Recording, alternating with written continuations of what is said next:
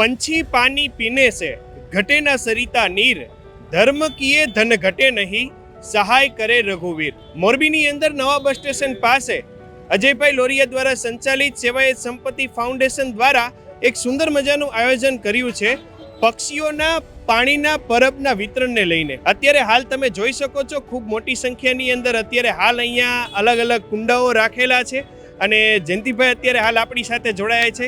શું કહેશો આ સેવા વિશે?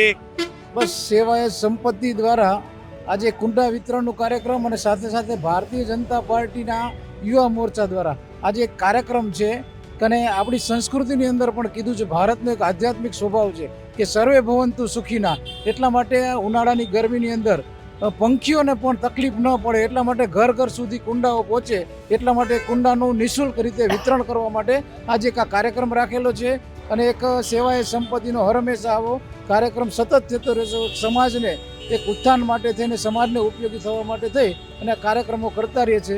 ભારત માતા કી જય, વંદે માતરમ। ખરેખર રવિભાઈ આમ જોવા જઈએ તો અત્યારે ભર ઉનાળામાં આવી ગરમીમાં જે અબોલ પક્ષીઓ માટે જે અમારું જો કે ટ્રસ્ટનું નામ જ સેવાયત સંપત્તિ અને અમારી સાથે આજે જિલ્લાની ટીમ ભાજપ યુવા મોરચાના તમામ કાર્યકરો હોદ્દેદારો જે જોડાયા।